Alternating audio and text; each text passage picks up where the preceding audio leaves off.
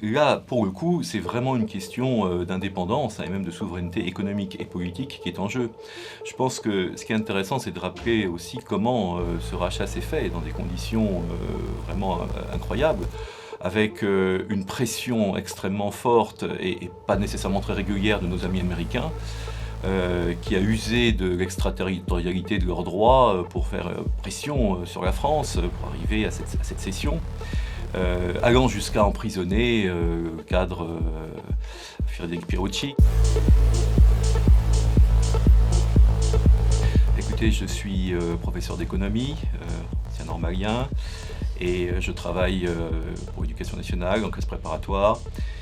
Et je me suis essayé à rédiger quelques livres pour essayer d'apporter un petit peu ma pierre à l'édifice de réflexion sur notre avenir économique. Très bien, d'ailleurs, votre ouvrage La France vendue à la découpe est assez actuel en ce moment. Et vous expliquez la prédation d'entreprises étrangères sur des fleurons français, des petites entreprises très innovantes. Quel était le constat que vous avez fait avant d'écrire ce livre ? Alors, c'est intéressant, c'est-à-dire que toute fusion en soi peut présenter un intérêt, si vous voulez, économique, industriel ou autre. Mais moi, ce qui m'a intéressé, c'est la récurrence de ces différents projets. Et je me suis rendu compte que beaucoup d'entreprises qui étaient cotées au CAC 40, en un laps de temps extrêmement bref, finalement, ont été rachetées par des investisseurs étrangers. Ce qui pose des questions à la fois de cohérence économique, industrielle, mais aussi des questions d'indépendance économique et politique. Et j'ai voulu, à travers ce livre, essayer de faire une synthèse de ce qui avait déjà été vendu. Et c'est pas seulement des grands groupes industriels, ça concerne aussi d'autres secteurs de l'économie, comme l'immobilier, comme les terres agricoles, comme les organes de presse, et puis beaucoup aussi de PME, PMI. Est-ce que nous pourrions reparler d'abord de là où ça a un peu commencé au début des années 2000, c'est-à-dire le rachat de Pechiney qui était racheté par le Canadien Alcan ? C'est une affaire qui est emblématique en réalité parce que Pechiney c'était un géant industriel, un fleuron économique de la France.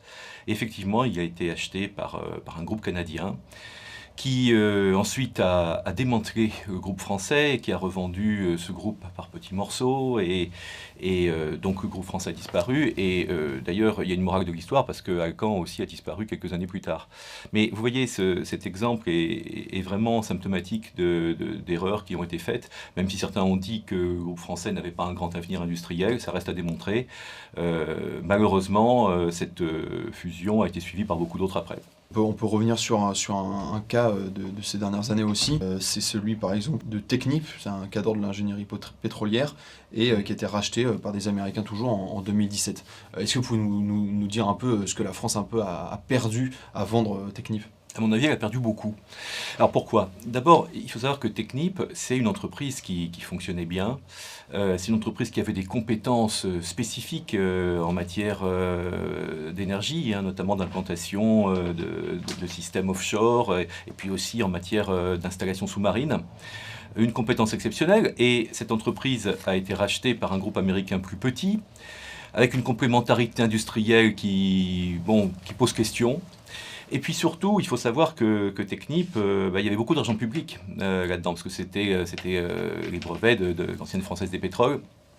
Et alors, on a présenté cette fusion comme un projet de fusion à égalité, comme d'autres d'ailleurs. Et on se rend compte à l'arrivée que peu à peu, les cadres français et la direction française a été évincée du groupe. Et que finalement, l'intérêt, même pour le groupe américain, n'est pas évident. Et nous avons perdu le contrôle d'un fleuron économique qui a une importance, à mon sens, stratégique. Également Alcatel qui avait une expertise dans les câbles sous-marins, qui est important pour la circulation d'Internet. Pourquoi avoir vendu ce groupe à un groupe ? Alors c'est l'Europe, peut-être que c'était vendu par un pays européen, c'est moins suspicieux, c'est moins inquiétant. Oui, et puis surtout, c'est vrai que c'est une entreprise dont on s'interrogeait sur son avenir économique, peut-être à tort d'ailleurs, mais il y avait des interrogations. Il y a une longue histoire, on ne va pas la reprendre ici sur Alcatel, mais c'est vrai qu'on voit aujourd'hui que l'absence de grands groupes français dans le secteur nous fait cruellement défaut, c'est une évidence. Et on le voit particulièrement avec les questions aussi d'implantation progressive de la 5G, et ça crée, si vous voulez, là encore, une certaine dépendance qui peut poser problème, qui peut interroger. La France a aussi perdu, c'est un exemple assez emblématique de ces dernières années, le géant d'Alstom, dont la branche énergie a été vendue au groupe General Electric. La France perd une autonomie dans l'entretien de ses centrales, notamment de ses turbines. Est-ce que vous pouvez nous expliquer quel est l'enjeu derrière cette perte? Ah ouais, il est énorme. Il est énorme parce que là, pour le coup, c'est vraiment une question d'indépendance, hein, et même de souveraineté économique et politique qui est en jeu. Je pense que ce qui est intéressant, c'est de rappeler aussi comment ce rachat s'est fait dans des conditions vraiment incroyables, avec une pression extrêmement forte et pas nécessairement très régulière de nos amis américains, qui a usé de l'extraterritorialité de leurs droits pour faire pression sur la France, pour arriver à cette cession, allant jusqu'à emprisonner le cadre Frédéric Pierucci, qui malheureusement, à ce moment-là, passait par les États-Unis et qui donc a subi plus de 2 ans d'emprisonnement. Ça c'est pour le contexte. Alors ensuite sur le fond, c'est vrai que, comme vous l'avez dit, hein, Alstom Power c'est un acteur essentiel en termes d'indépendance pour nous. C'est vrai pour les centrales nucléaires, hein, les turbines Arabelle équipent un tiers des centrales nucléaires dans le monde. Et puis aussi pour notre indépendance militaire, parce que Alstom Power joue un rôle clé dans l'entretien de nos navires militaires. Alors, ce qui est intéressant dans cette affaire, c'est qu'il y a un projet actuellement de rachat par la France, par un pool d'investisseurs français, notamment EDF, Engie et quelques autres, qui envisagent de racheter Alstom Power, en profitant de difficultés financières du repreneur américain, General Electric. Ça serait quand même une première et ça serait quelque chose, à mon avis, de très intéressant si le projet aboutissait. Oui, General Electric qui ferme une usine en France à Belfort en ce moment. Oui. Est-ce que c'est le résultat de la politique de rapatriement de la production par Donald Trump? Ça peut l'être, mais il y a d'autres éléments qui entrent en jeu et qui sont antérieurs même à l'arrivée de Donald Trump au pouvoir. Alstom, donc équiper nos centrales, Oui. les turbines également, il faudrait l'intervention des Américains maintenant il faut l'intervention des Américains pour les entretenir. Oui, bien sûr, et c'est là que ça pose problème. Nos centrales et notre flotte sont, alors pas à 100%, mais en grande partie dépendants maintenant des Américains. Puis il y a aussi un autre point, c'est que d'un point de vue commercial, la France était capable de proposer des centrales nucléaires quasiment clés en main avec l'intégralité du processus de production. Aujourd'hui, on est obligé de faire une offre commune avec les Américains. C'est quand même un petit peu ennuyeux. Mais et plus concrètement dans l'aspect plus technique, en quoi les Américains maintenant vont avoir leur mot à dire? Désolé, c'est pour rentrer un peu plus dans le... Tout simplement parce que maintenant, ce sont eux qui maîtrisent la technologie des turbines. Ils ont récupéré les brevets? Ils ont les brevets, bien sûr. Hein. En achetant l'entreprise, ils ont aussi acheté les brevets. Ce sont eux qui maintenant sont responsables du développement d'entreprise aussi. Et bon, on est quand même dans un contexte globalement de guerre économique avec nos amis américains. Et avec des coups fourrés parfois extrêmement redoutables. Donc, se priver de ce potentiel à la fois militaire, mais aussi commercial, c'est se priver d'une certaine façon, d'une certaine indépendance politique. Et là-dessus, c'est quand même très regrettable à mon sens. Et sur le domaine militaire aussi, la France dépend maintenant des Américains? Un petit peu plus.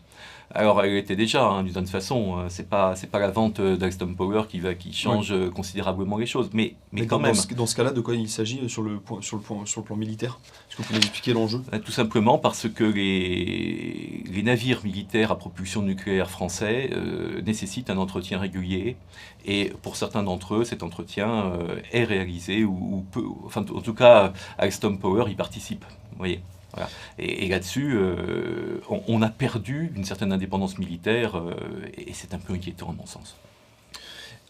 Pour revenir à la tentative qui se prépare de rachat de Alstom Power, est-ce que vous pensez que les Américains vont accepter de revendre cette branche d'Alstom aux investisseurs français qui se proposent? Difficile à dire. Je crois que les investisseurs français qui sont en train de monter le projet, y croient beaucoup. C'est pas encore fait, donc je pense qu'il faut attendre un petit peu pour voir si le projet se concrétise. Alors dans cette affaire, il y a 300 millions de dollars qui ont été estimés par une commission d'enquête parlementaire, qui auraient été versés à des cabinets et des banques d'affaires. Est-ce que les cabinets parfois poussent à ce genre d'opération pour faire des bénéfices, alors qu'en effet derrière on ne voit pas forcément l'intérêt économique pour les deux entreprises? Oui, ça peut arriver dans certaines fusions. Il y a des intérêts privés qui sont extérieurs aux deux entreprises concernées. Il y a aussi éventuellement des intérêts personnels, et on en a beaucoup parlé, d'ailleurs à propos de l'affaire Alstom. D'intérêt personnel, est-ce que vous faites allusion à Emmanuel Macron, dont il y a des suspicions sur un possible pacte de corruption dont il aurait bénéficié? Qu'en est-il? Est-ce qu'il y a des accusations, c'est diffamatoire, ou bien il y a des éléments qui peuvent en attester? Non, moi je ne pensais pas spécialement à Emmanuel Macron. Ce qu'il faut savoir, si vous voulez, c'est que dans tout projet de grande ampleur de ce type-là, les personnes qui travaillent, et notamment c'était le cas du PDG d'Alstom, touchent des commissions, des primes, mais ce n'est pas secret. Je veux dire, voilà, ce sont des choses qui sont connues. Après, il peut y avoir des influenceurs aussi au niveau politique. Mais là, moi je ne suis pas dans le secret des dieux. Ce que je constate simplement, c'est que le pouvoir politique de l'époque a accepté ce projet de fusion et qu'il a été présenté à l'époque comme étant tout à fait profitable pour tout le monde, y compris pour la France. Et ça, je trouve que ça interroge. Alors je rappelle juste pour ceux qui nous écoutent, c'est Emmanuel Macron qui avait donné son feu vert pour cette vente. Or, c'est un ancien de la banque d'affaires Rothschild, et la banque d'affaires Rothschild était partie prenante. Est-ce que Olivier Marleix, quand il parle de cette potentielle corruption, est-ce qu'il exagère? En tout cas, il a fait un travail formidable là-dessus. Il a déposé des conclusions. Il y aura peut-être des suites judiciaires. Et je pense que c'est un dossier à suivre. Il y a une fusion qui se prépare en ce moment entre Suez et Veolia. Les partisans de cette fusion prônent un peu la construction d'un champion de l'eau mondial. Et les détracteurs de ce projet alertent sur une possible situation de monopole qui pourrait se faire ressentir sur les prix. Quelle est la réalité de cette capacité pour Veolia et Suez de devenir un vrai champion mondial? Est-ce que leur entreprise est vraiment si innovante? Est-ce que ce projet est vraiment plausible de devenir un numéro 1 mondial français de l'eau? La vraie question, je pense, c'est l'intérêt réel économique du projet. Or, ce qu'il faut voir, c'est que Veolia et Suez sont deux entreprises qui se portent très bien financièrement. Ce sont deux entreprises qui sont parmi les champions mondiaux du secteur, et qui arrivent à capter des marchés au niveau mondial. Donc il n'y a pas, si vous voulez, de souci de taille critique à atteindre pour lutter contre un géant étranger, américain ou chinois. C'est ce qui a été présenté. Après, du coup, on peut s'interroger sur l'intérêt industriel ou l'intérêt commercial de ce projet. Certains n'hésitent pas à dire qu'en réalité, cet intérêt est faible, qu'il aura des conséquences graves, notamment sur l'emploi, qu'il va poser des problèmes juridiques aussi, pour rester dans le cadre des règles anticoncurrentielles, et puis aussi des difficultés financières pour Veolia, parce qu'il va falloir financer ce rachat. Ce sont deux géants. Et puis, on pointe du doigt aussi un autre problème, qui est, bon, mais dont on a peu parlé, c'est l'avenir finalement du futur groupe. Ça sera certes un géant très important au niveau mondial, les deux entreprises le sont déjà, mais est-ce que Veolia aura les moyens, par exemple, à la suite de ce rachat, d'investir dans la recherche, dans le développement? Là aussi, ça interroge. Et beaucoup d'observateurs et de spécialistes vraiment posent la question de savoir quel est l'intérêt véritablement économique de ce projet. Est-ce que ça ne serait pas plutôt un intérêt financier qu'un intérêt réellement économique? C'est-à-dire que les ambitions de Veolia sont extrêmement importantes, et certains évoquent la possibilité d'un démantèlement de Suez après la fusion, ou en tout cas d'un affaiblissement de Suez. Le but étant que Veolia devienne le géant français incontesté du secteur. Bon, il faut savoir qu'il y a un troisième aussi intervenant dans l'affaire. Il y a une troisième entreprise, la SOR, qui a été rachetée récemment aussi par un groupe étranger, scandinave. Voilà. Alors, l'Union européenne aussi intervient là-dessus, parce que bon, la question se pose aussi du respect des règles de la concurrence. Donc c'est quelque chose un projet de fusion qui est relativement complexe en réalité et qui pose surtout, une fois encore, la question du véritable intérêt économique de l'opération. Euh, Est-ce qu'on sait déjà un peu qui seront ceux qui vont prendre les commissions de cet achat? Non, mais on peut imaginer que tous les dirigeants, tous les intervenants, finalement, seront rémunérés. Ce qui est quelque chose de relativement habituel, si vous voulez. Je ne suis pas sûr que cette question, je dirais, de rémunération personnelle soit vraiment la question centrale, en réalité. Mais c'est vrai qu'il y a des questions d'ambition de la part du groupe et de la part des dirigeants qui me paraît relativement évidente. Et quel serait le résultat sur les prix de ce monopole s'il venait à se former? Alors, je ne sais pas si vous avez vu, mais l'Association des maires de France s'est inquiétée assez officiellement des conséquences que ça pourrait avoir, parce qu'on basculerait dans une situation de quasi-monopole en France, duopole avec l'entreprise dont j'ai parlé, mais qui est de moindre importance. Et à chaque fois qu'on est dans une situation de monopole ou de duopole, ça peut se répercuter effectivement sur le prix de l'eau, du traitement de l'eau, du traitement des déchets aussi. Voilà. Donc il y a de réelles interrogations, notamment de la part des maires de France, mais ces interrogations me semblent assez fondées. Mhm. Pour revenir au rachat, aux investissements étrangers en France, il y a un protocole qui a été mis en place, le protocole IEF. Est-ce qu'il est pertinent, est-ce qu'il est suffisant pour se protéger d'investissements étrangers sur des industries stratégiques?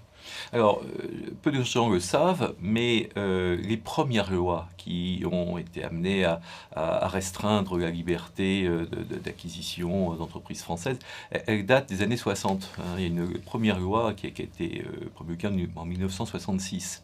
Et puis, on a eu, au cours des dernières décennies, différentes lois ou différents décrets, souvent assez réactifs. Hein, ils arrivaient pour protéger un fleuron français d'une acquisition étrangère.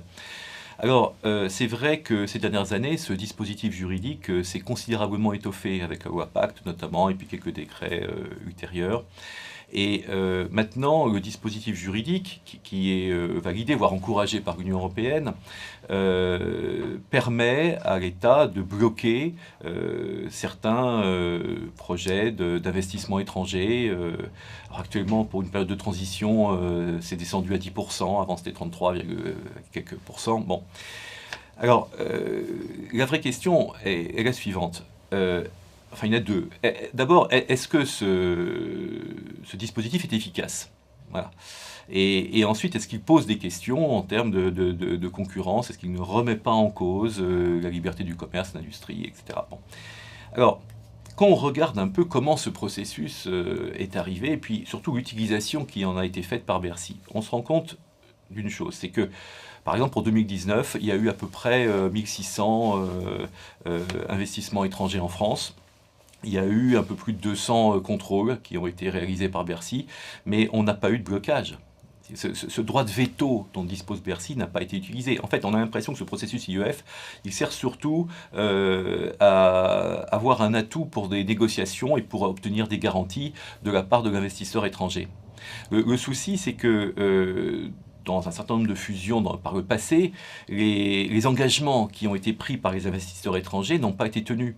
Et nous, l'État, n'a pas les moyens de forcer les investisseurs étrangers à tenir leurs engagements. Donc, on peut s'interroger sur la pertinence, si vous voulez, de ce processus. Bon.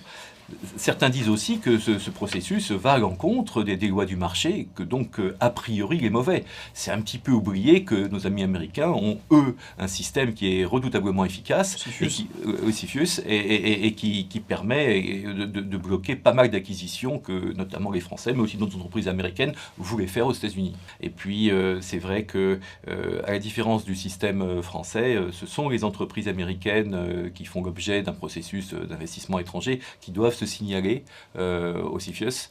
Et du coup, il y a un contrôle total, je dirais, sur tous les projets d'acquisition. Et beaucoup ont été refusés, notamment lorsque des questions de savoir-faire technologique sont en cause. Je reviens sur ces investisseurs qui n'ont pas tenu leurs promesses après le rachat d'une entreprise française. Est-ce que vous pouvez nous citer un exemple de ces engagements qui n'ont pas été tenus et même parfois de dépeçages qui ont suivi une acquisition? Bah, on parlait tout à l'heure de Péchinet, c'est pas un mauvais exemple, mais on pourrait citer aussi l'exemple d'Arcelor. Vous pouvez réexpliquer pour Péchinet, peut-être? Est-ce que vous pouvez réexpliquer pour Péchinet comment ça s'est passé? Oh bah écoutez, c'est relativement simple, hein. Il y a eu une offre d'achat qui a été déposée sur Péchinet. Péchinet n'était pas, il faut le dire, en très bonne santé financière. L'État n'a pas bronché. La fusion s'est faite. Et puis c'est vrai qu'après, manifestement, il est apparu que la vraie motivation des investisseurs canadiens, ce n'était pas de développer le groupe, mais c'était de profiter de certains actifs de ce groupe en vendant le reste. Et c'est là-dessus qu'on peut s'étonner de la non-réaction, je dirais, des dirigeants français face à ce genre d'opération. L'exemple d'Arcelor que je citais est intéressant parce que le repreneur Mittal s'était engagé aussi à préserver un certain nombre de sites et on a vu dans l'actualité qu'après ces engagements n'avaient pas été tenus. Alors c'est vrai que l'investisseur a dit que le contexte avait changé, que la situation avait évolué, mais il n'en reste pas moins que beaucoup de sites ont été fermés alors qu'ils s'étaient engagés à ne pas les fermer. Oui, parce que Arcelor était ArcelorMittal maintenant. Ça vient d'une fusion, enfin d'un rachat d'un groupe indien. Est-ce que vous pouvez nous rappeler un peu qu'on a aussi laissé partir cette entreprise? Alors, je crois que ce qu'on peut dire, ce qui est intéressant là-dessus, bon, c'est vrai que Mittal, c'est le géant. Et à côté de ça, c'est vrai qu'Arcelor reconnaissait des difficultés, était petit à côté. Il y avait une logique économique, d'une certaine façon, au rachat. Voilà. Maintenant, c'est vrai que, là encore, ça pose la question de la réactivité de l'État, ça pose la question, je dirais, de la pertinence à moyen terme d'un projet. C'est une vraie question qui touche, là encore, à mon sens, à notre souveraineté, ne serait-ce que par le nombre de salariés qui sont concernés et par les capacités maintenant de la France et plus loin de l'Union européenne à avoir une véritable sidérurgie. Est-ce que vous diriez que la crise du Covid-19 a révélé la désindustrialisation de la France et sa perte de souveraineté économique? Ah oui, d'une certaine façon, oui. Et puis je trouve que dans l'opinion publique, les choses ont beaucoup évolué. On se rend compte qu'on n'est pas capable de disposer des produits indispensables, et ce depuis le mois de mars. Alors, c'est tout à fait regrettable. Mais ce que je voudrais dire, c'est que la désindustrialisation de la France, et notamment sur ces produits, est le résultat, d'une certaine façon, de tout un schéma de pensée qui a été dominant chez les économistes français. À la suite de Fourastier et quelques autres, on a pensé, si vous voulez, que globalement, une économie moderne devait se passer de l'industrie. Voilà. Et on arrivait dans une économie post-moderne où les services l'emporteraient. Et donc, on voyait plutôt d'un bon œil, finalement, la cession de ces géants industriels. Vous voyez. Et à l'arrivée, on se rend compte que c'est peut-être une erreur et que le secteur des services n'a pas permis de retrouver les emplois qui ont été détruits dans l'industrie. Nous avions à peu près 6 millions de salariés qui travaillaient dans l'industrie il y a encore 40 ans. Et aujourd'hui, on est à 2,7 millions. Le secteur industriel représentait plus de 25% de notre PIB, et aujourd'hui on est à 10%. Voilà. Cette perte n'a pas été compensée. Est-ce que vous imaginez que la France, enfin j'imagine qu'elle en a besoin, est-ce que vous pensez qu'elle est capable de se réindustrialiser, au moins sur certains secteurs où elle a gardé un certain savoir-faire? Oui, alors c'est évidemment possible, c'est même souhaitable à mon sens. Il y a eu des pertes de savoir-faire. Et c'est pas simple quand un groupe a été démantelé de reconstituer l'équivalent, hein, c'est même quasiment impossible. Alors on parle beaucoup de relocalisation d'entreprises, c'est le sujet à la mode. Certains vont peut-être un peu vite en disant qu'il faut vite tout relocaliser en France, alors qu'on sait qu'économiquement c'est impossible, pour des raisons à la fois financières, des raisons de compétitivité. Donc il y a des choix à faire. Et je pense qu'il y a des organismes qui sont en train de travailler là-dessus et qui élaborent des listes sur des secteurs ou des produits qu'il serait tout à fait souhaitable de devoir produire en France pour des raisons économiques et aussi des raisons d'indépendance politique.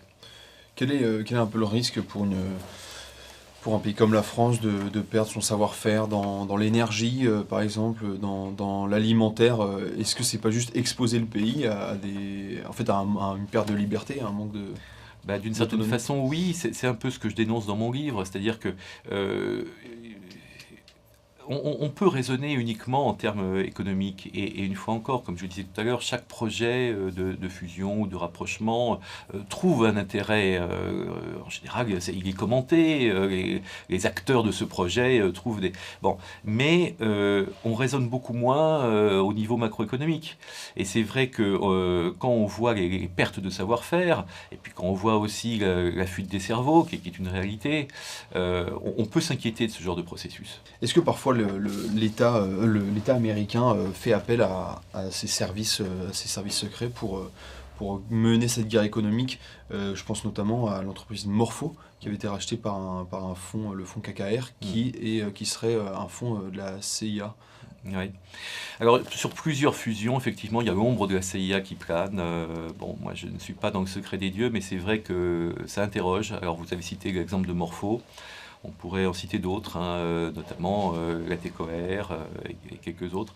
Et vous voyez, dans le cas de Morpho, c'est un exemple très intéressant que vous prenez parce que Morpho était une entreprise française qui disposait d'un savoir-faire et d'un potentiel technologique et d'innovation extraordinaire en matière de sécurité intérieure, reconnaissance faciale, mais aussi détection d'explosifs.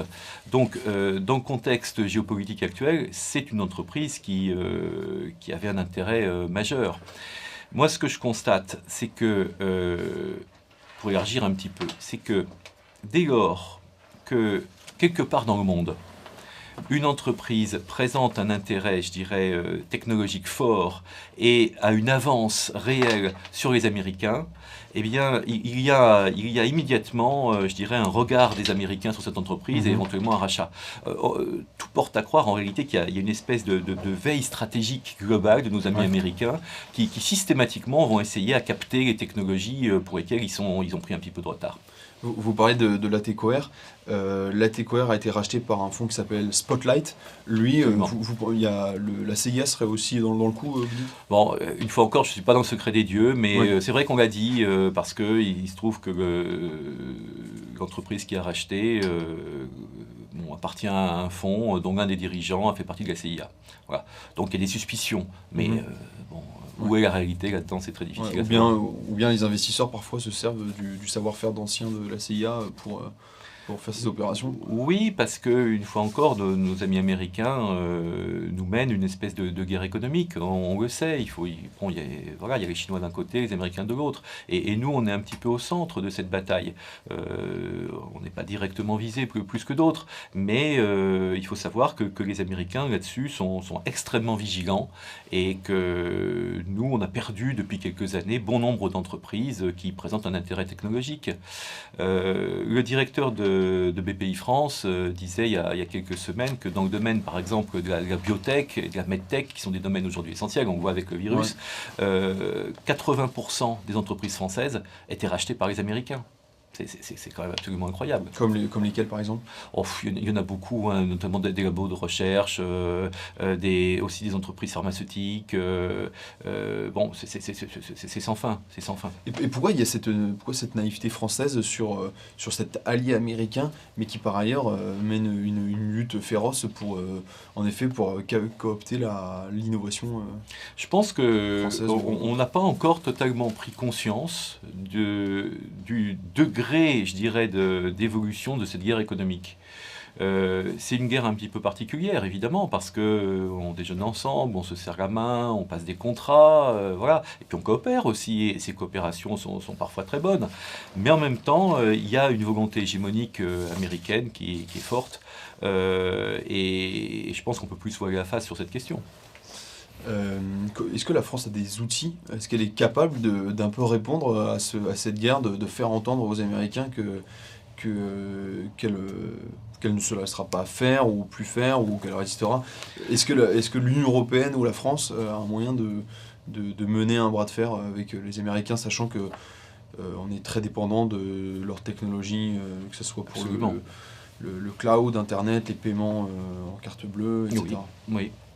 Qu'est-ce que la France a comme arme encore? Sur les paiements carte bleue, là encore, il y aurait à dire, parce que les entreprises françaises au départ qui ont été rachetées aussi par les entreprises américaines. Dites-nous en plus. Non, non, mais juste comme ça, on était quand même en tête. Il faut savoir que l'inventeur de la carte à puce pour les cartes bleues, c'est un Français. Enfin bon, voilà, on pourrait en parler longtemps. Bon, mais maintenant pour répondre à votre question, est-ce qu'on a les moyens de lutter? Alors, oui et non. C'est-à-dire que il y a plusieurs niveaux, si vous voulez.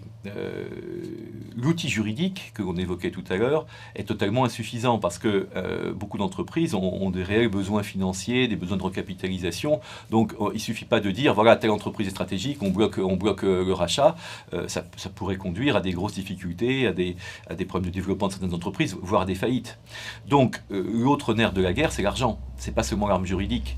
Il faut qu'on trouve des moyens pour avoir des investisseurs français et européens plus dynamiques pour pouvoir épauler les entreprises françaises dans leurs projets de développement. Et puis, il y a aussi un autre aspect, c'est que face à l'extraterritorialité du droit américain, qui là aussi est extrêmement hégémonique, eh bien, peu à peu, les différents pays commencent à s'organiser, et notamment au niveau européen, on essaye de trouver, mais c'est tout nouveau, mais on essaye de trouver des moyens de contrer cet outil américain qui est vraiment terrible. Vous savez, il y a beaucoup d'entreprises françaises qui ont dû verser des amendes extrêmement fortes, des banques notamment. Voilà. Paribas, oui, par exemple, pour pouvoir continuer à se servir du dollar, à intervenir sur les marchés mondiaux. Bon, certains parlent de raquettes, moi j'irai pas jusque-là, mais c'est vrai que cette extraterritorialité est à sens unique. Est-ce que vous pouvez réexpliquer pour les auditeurs un peu ce que c'est l'extraterritorialité du droit américain et comment il s'en sert? L'idée, si vous voulez, c'est que les États-Unis posent des règles, et ces règles doivent être respectées par toutes les entreprises, qu'elles soient américaines ou non, qu'elles interviennent aux États-Unis ou non. Voilà, c'est une hégémonie juridique, si vous voulez. Et pour les entreprises qui refuseraient ces règles, par exemple qui continueraient de commercer avec l'Iran alors que la loi américaine l'interdit, il y a tout de suite des amendes qui sont fixées par les tribunaux américains et que les entreprises françaises, européennes ou mondiales doivent acquitter. Si elles ne le font pas, eh bien, les sanctions sont immédiates. Le marché américain leur est fermé, l'accès au dollar est suspendu. Enfin bon, les conséquences sont terribles. Et jusqu'à présent, toutes les entreprises françaises qui ont été condamnées des amendes ont payé immédiatement. Concrètement, quand une entreprise collabore avec une entreprise américaine, une entreprise française travaille avec une entreprise américaine, elle doit se conformer au droit américain, quel que soit l'endroit où elle se trouve. Voilà, ouais, c'est un peu ça l'idée. Et puis ça va même plus loin parfois, notamment lorsque la coopération nous conduit à acheter des pièces détachées, des éléments qui viennent des États-Unis pour les incorporer, nous, par exemple dans des avions, etc. Ou bon, il faut ensuite l'accord des Américains pour pouvoir commercialiser ces produits français ou européens. Donc on n'a pas une totale liberté commerciale, économique, avec les normes ITAR et quelques autres petits gadgets juridiques qu'ont inventé nos amis américains pour, là encore, avoir un regard, un droit de contrôle sur nous, ce que nous pouvons faire, ce que nous pouvons exporter, et donc sur notre indépendance politique et économique. Vous pouvez nous préciser ce que sont les normes ITAR? Ah oui, c'est ça. C'est-à-dire que, imaginez par exemple, on construit un nouvel avion qui va remplacer le Rafale. On sait qu'on n'est pas capable, nous, de produire tous les éléments, toutes les pièces qui vont équiper ce futur avion. Donc il faut acheter des pièces, des composantes aux Américains. Ces composantes nous sont vendues sous normes ITAR. Et ces normes nous engagent, ça fait partie du contrat, à donner des informations aux Américains à la fois sur notre production, mais aussi sur la commercialisation et l'utilisation des productions françaises. Et il peut y avoir immédiatement un refus américain si, par exemple, on avait l'idée de vendre des avions de guerre à des pays qui ne sont pas forcément en odeur de sainteté au niveau des États-Unis. Est-ce que vous diriez que la France a un sérieux retard, et même un retard mortel, en renseignement économique, en ce qu'on appelle l'intelligence économique, c'est-à-dire voir la réalité des relations économiques qu'on a avec certains pays qui sont en fait, un peu conflictuelles, c'est-à-dire que des rachats, de récupération de savoir-faire, etc. Est-ce que la France est vraiment naïve? Moi, je pense qu'elle l'est un petit peu, mais qu'on est en train de prendre conscience du problème, hein. L'intelligence économique, c'est un secteur sur lequel on est encore en retard, mais moi, ce que je constate, c'est que dans les écoles d'ingénieurs, dans les écoles de commerce, on en parle de plus en plus. Ce que je constate, c'est que c'est un sujet qui préoccupe beaucoup d'entreprises françaises et l'État aussi. Bon, maintenant, ça n'empêche pas que le retard il est là. Et quand je vois, par exemple, que pour la gestion des données de la DGSI et de la police judiciaire, on a confié nos données, en tout cas on a passé un partenariat avec une entreprise purement américaine, une start-up américaine, spécialisée dans le data mining. Ça interroge, parce que ça fait partie vraiment, là on est au cœur finalement de notre indépendance économique et politique. Mmh. D'ailleurs, les États-Unis ont voté en 2018, il me semble, le Cloud Act, Ouais. qui permet, vous me corrigez si je me trompe, hein, qui permet aux services américains, enfin au gouvernement américain, d'aller chercher des informations et d'analyser toutes ces données. Le problème, c'est que la France, que ce soit les particuliers ou même parfois vous dites l'État, stocke ces données chez les Américains.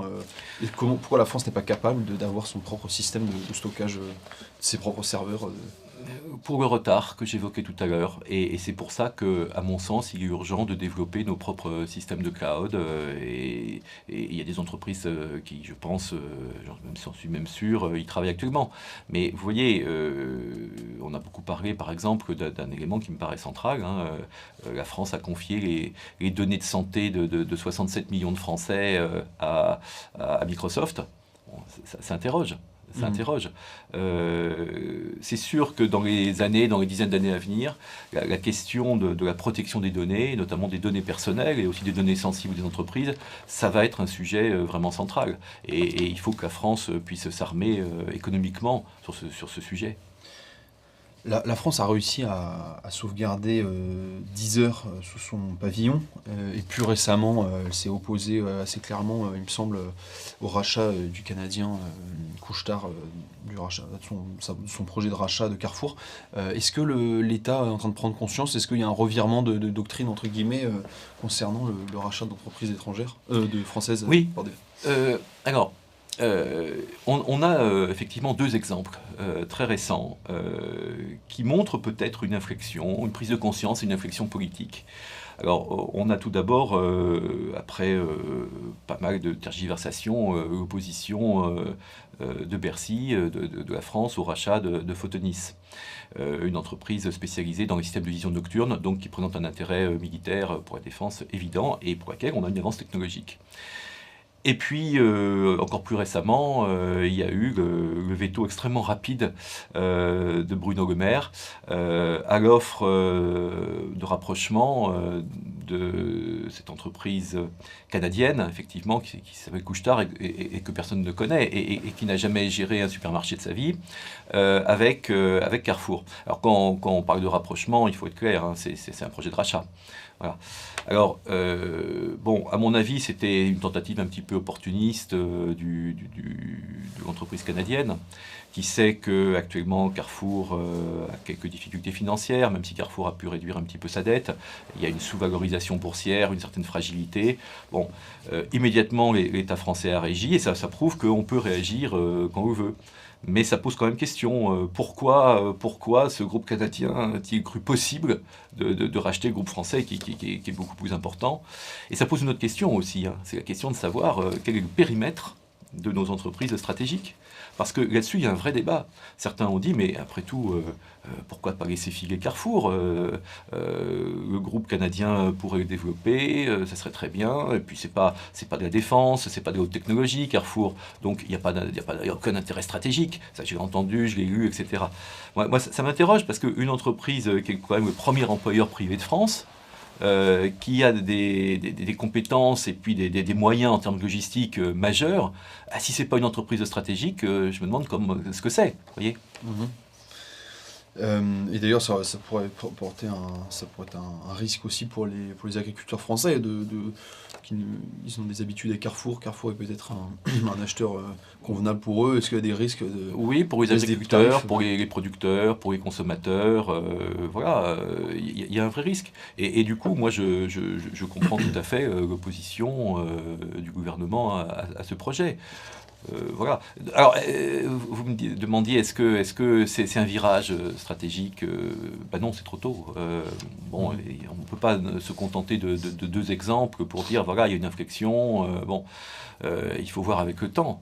Est-ce qu'on a vraiment une stratégie, je dirais, de défense de nos intérêts économiques face aux appétits des prédateurs étrangers, ou est-ce que bah, c'est plus de, je dirais, de la communication et on s'interroge Bon, moi, je crois qu'il faut être pragmatique sur ces questions. Chaque projet d'acquisition doit être étudié. Parfois, certains rapprochements sont justifiés, font du sens économiquement. Mais il faut quand même être prudent au niveau économique, au niveau politique et au niveau de notre indépendance. Est-ce que c'est pas un peu schizophrène que nos dirigeants comptent sur l'Union européenne pour défendre les intérêts des États membres de l'Union européenne, mais qu'en même temps l'Union européenne empêche un peu l'État d'intervenir pour sauvegarder ses entreprises, les remettre sur pied si besoin. Est-ce que c'est pas schizophrène pour les dirigeants français À mon sens, l'Union européenne a parfois une stratégie ambiguë. Si vous voulez. Elle a facilité certains projets de rachat, elle s'y opposait à d'autres. Bon, elle a très récemment mis en place des outils juridiques qui autorisent les pays à se protéger. Et en même temps, on voit bien que certaines interventions de l'Union européenne manquent de sens. On parlait d'Alstom tout à l'heure. C'est vrai que pour la branche ferroviaire d'Alstom, qui a été rapprochée avec Siemens, on a mal compris en réalité l'action de l'Union européenne. On pourrait prendre d'autres exemples.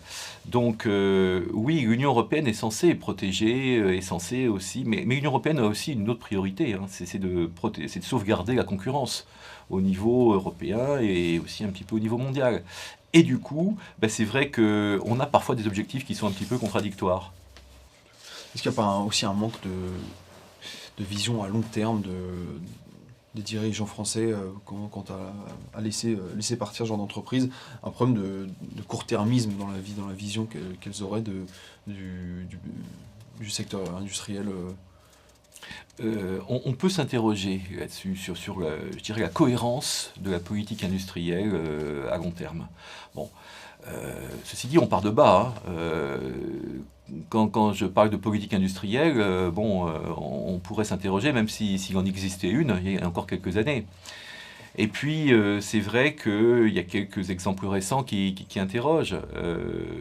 Par exemple, le rachat des chantiers de l'Atlantique par Fincantieri, ça pose question. Quelle est la stratégie de la France sur cette question ? Vous savez, il y a eu quand même une nationalisation temporaire hein, pour éviter que les chantiers de l'Atlantique ne tombent dans le giron du géant italien Fincantieri. Mais en même temps, c'est vrai qu'il y a toujours une négociation en cours, qui est présentée une fois encore, parfois médiatiquement comme une fusion-égalité, alors qu'on sait que ça ne sera pas le cas, parce qu'on sait que toutes les fusions-égalités débouchent finalement sur la domination d'un groupe et d'une équipe dirigeante sur un autre. Donc effectivement, on s'interroge sur la stratégie industrielle du gouvernement, et je pense que là-dessus, il faudrait un peu plus de clarté. Quel serait l'enjeu de voir être rachetés ces chantiers d'Atlantique ? Oui. Alors, vous savez, quelle perte de savoir-faire y a-t-il Alors, il y a ça, c'est un élément parmi d'autres. D'une façon générale, porter un diagnostic sur une opération de fusion nécessite de se placer à deux niveaux. Il y a le niveau des entreprises elles-mêmes. Est-ce qu'elles y trouvent un intérêt ? Alors là, effectivement, quand on voit la taille des géants coréens, japonais, chinois en matière de construction navale, c'est vrai que bon, ça peut avoir du sens, on peut s'interroger. Mais il y a aussi la question, effectivement, de l'indépendance économique.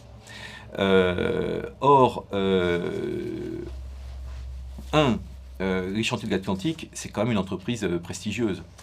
Ils ont construit en France, Queen Mary 2, beaucoup des paquebots géants qui naviguent actuellement. Mais bon. Et puis aussi, les chantiers de l'Atlantique sont capables de construire des navires militaires. Voyez. Donc rien que pour ça, il y a un intérêt, à mon avis, majeur. Bon. Et puis, il faut voir aussi ce que deviennent les groupes après fusion. Et là, on revient à ce qu'on disait tout à l'heure. Quelles sont les garanties? Vous voyez, il y a eu un rapprochement, il n'y a pas très longtemps, entre Fincantieri et Naval Group. On ne peut pas dire que les Italiens aient été totalement loyaux dans ce processus de rapprochement. Alors que les négociations étaient en cours, l'Italie a passé un contrat d'achat de sous-marins avec l'Allemagne, alors qu'ils auraient pu être produits en France. Vous voyez, les Italiens ont cherché à capter des marchés étrangers qui étaient quasiment acquis à Naval Group. Donc, véritablement, on peut se poser la question de ce que feraient les Italiens si ils prenaient le contrôle des chantiers de l'Atlantique. Voilà. C'est un très gros groupe, hein, Fincantieri, c'est le plus important en Europe.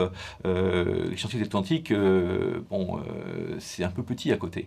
Mais c'est vrai qu'il y a aussi des enjeux en termes d'emploi, en termes de développement local qui sont importants.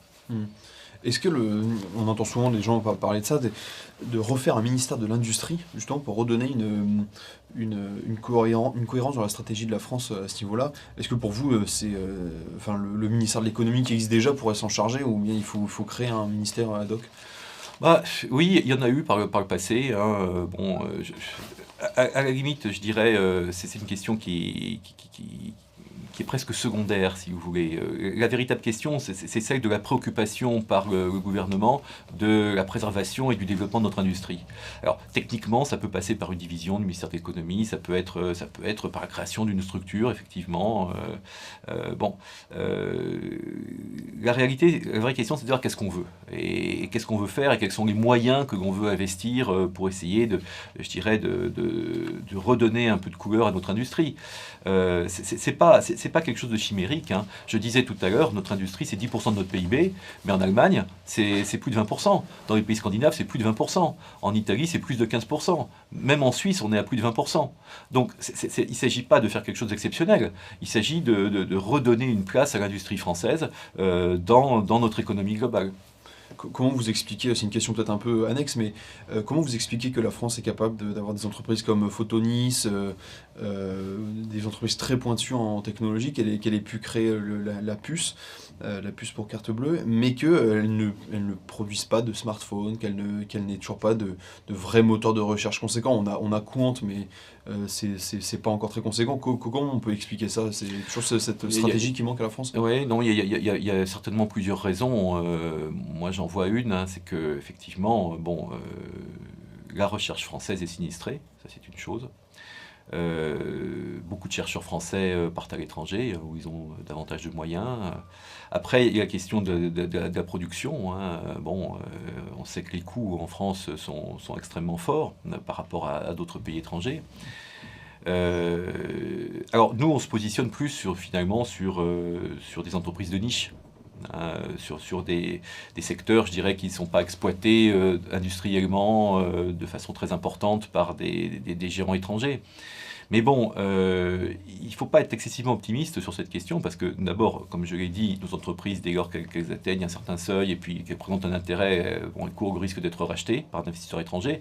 Et puis ensuite, quand on voit les dépôts de brevets, c'est-à-dire ce qui fera dans quelques années, je dirais, l'importance des entreprises concernées, eh bien, on se rend compte que la Chine dépose de plus en plus de brevets et nous, de moins en moins. Donc on a beaucoup parlé des entreprises qui subissent souvent une prédation économique, mais vous parlez aussi par exemple, des terres agricoles qui se font racheter. Est-ce que vous pouvez nous en dire plus? Alors j'en parle un petit peu dans mon livre. On a beaucoup parlé il y a quelques années, effectivement, du rachat de terres agricoles dans l'Indre par un investisseur chinois. Et on y a vu les prémices de multiples investissements qui pourraient avoir lieu et qui nous déposséderaient de notre patrimoine agricole. Bon, cette crainte, au moins à court terme, n'est peut-être pas fondée. Ce qui est vrai, par contre, c'est que les Chinois ne sont pas autosuffisants alimentaires, ils le savent, et ils ont entrepris une politique, il y a quelques années, d'achat systématique de terres agricoles. Alors, surtout en Afrique, en Amérique du Sud, l'idée, c'est d'être autosuffisant alimentaire. Bon. Alors, la France, bien que ça soit le pays où les terres agricoles sont les moins chères d'Europe, reste relativement protégée contre ces processus, en tout cas globaux. Pourquoi? Parce que nos terres agricoles sont quand même beaucoup plus chères que celles en Afrique ou en Amérique du Sud. Et puis, les acquisitions qui ont été faites par quelques entreprises chinoises, que ce soit en Normandie, que ce soit dans l'Indre, voilà, dans le domaine agricole ou de l'industrie agroalimentaire, bon, on ne peut pas dire que c'était des réussites. Il y a certaines entreprises chinoises qui ont fait faillite, etc. On a l'impression aujourd'hui qu'il y a une rationalisation de la politique chinoise en matière d'investissement étranger. Et à ce titre, il est possible que les initiatives dont je parle dans mon livre, mais qui ont été réalisées en France, ne se reproduisent peut-être plus dans un avenir, en tout cas à court terme. Très bien. Vous parlez aussi des monuments historiques. Là, c'est quel type d'investisseurs? Est-ce que là, c'est plus des investisseurs venant du Moyen-Orient? Ah bien, il y a un peu de tout, hein, voilà. Alors, malheureusement, vous savez qu'on a en France peu de moyens pour entretenir notre patrimoine historique. Et que ce patrimoine appartienne à des privés ou qu'il appartienne à l'État, ben, on constate chaque année des cessions à des investisseurs étrangers, alors qui viennent du Moyen-Orient, qui viennent parfois de Chine, des USA, mais aussi d'autres pays européens. Là encore, ça révèle nos limites financières et, voilà, pour entretenir nos patrimoines, qui pourtant présentent un enjeu pas seulement historique, hein, il y a un enjeu économique aussi, touristique sur ces questions. Mais est-ce que l'industrie lourde a encore un avenir en France? Moi, je le pense. Aussi de pointe. Je le pense. Si vous voulez, ce qui pose problème véritablement en France, c'est l'absence, ou en tout cas l'insuffisance d'ETI, entreprises de taille intermédiaire. Vous voyez, on a pas mal de PME qui sont actives, on a des entrepreneurs qui sont dynamiques, on a des écoles de commerce qui forment des entrepreneurs. Bon.